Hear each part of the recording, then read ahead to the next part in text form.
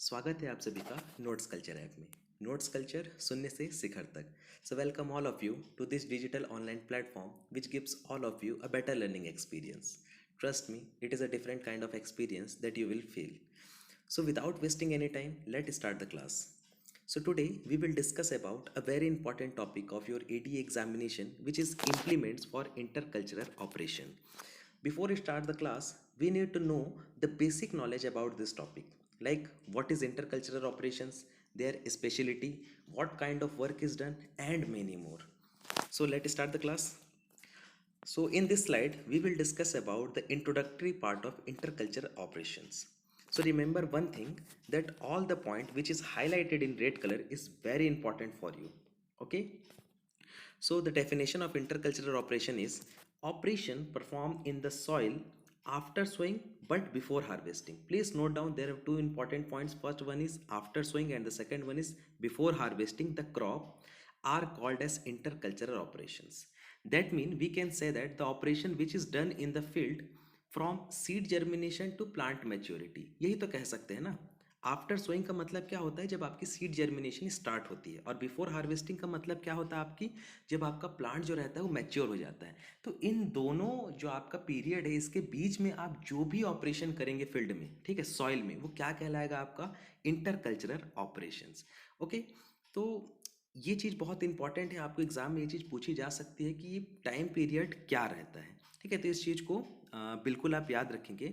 Now the point is what kind of activities done during this period, क्या क्या activities की जाती है, यही तो मेन है ना। आप एक्टिविटी कर रहे हो, कौन सी एक्टिविटी है। The first is breaking the upper surface of soil, ठीक है। Second one is uprooting the weeds, third one is aerating the soil. तो इसमें तीन चीज़ें जो बहुत इंपॉर्टेंट है, बहुत सारी चीज़ें इंपॉर्टेंट हैं, बट ये याद रखिएगा। फर्स्ट क्या है आपका, break down of upper surface of soil. अब ये क्यों किया जाता है, आपको पता होगा कि जब सॉइल को हम बहुत लंबे टाइम के लिए खुला छोड़ देते हैं, मतलब कोई वर्क नहीं होता है उसमें, पानी आती है, तो वो क्या होता है ना, उसमें हार्ड पेन होने लगता है, आपकी मिट्टी जो है वो क्या हो जाती है, हार्ड हो जाती है।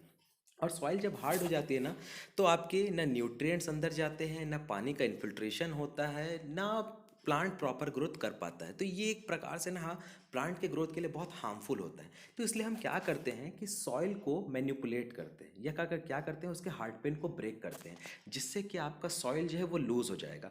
और अगर आप सॉइल लूज़ हो रहा है तो आपका इन्फिल्ट्रेशन अच्छा होगा, पानी बहुत अच्छी तरीके से अंदर जाएगी, न्यूट्रिएंट प्लांट के द्वारा एब्जॉर्ब करेंगे।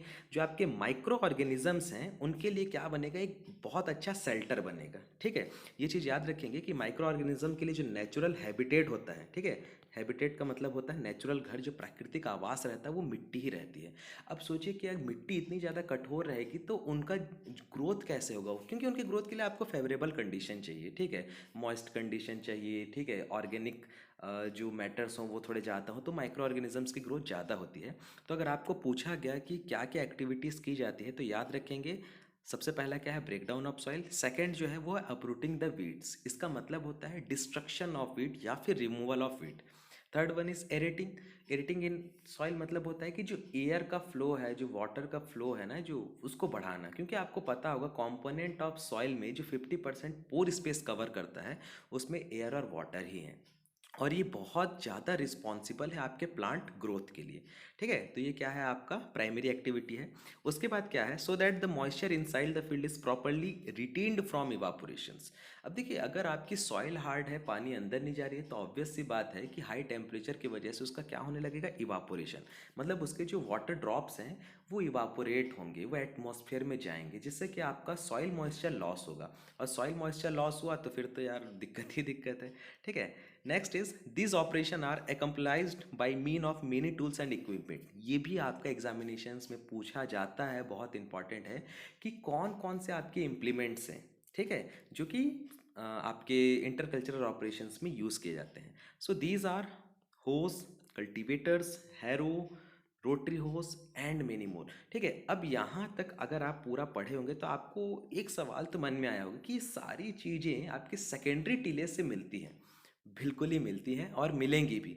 क्यों, क्योंकि intercultural operation generally secondary tillage में ही तो किया जाता है। मैंने क्या बोला था, दो पॉइंट को याद रखो, after sowing and before harvesting, यही तो सेकेंडरी टिलेज है आपका।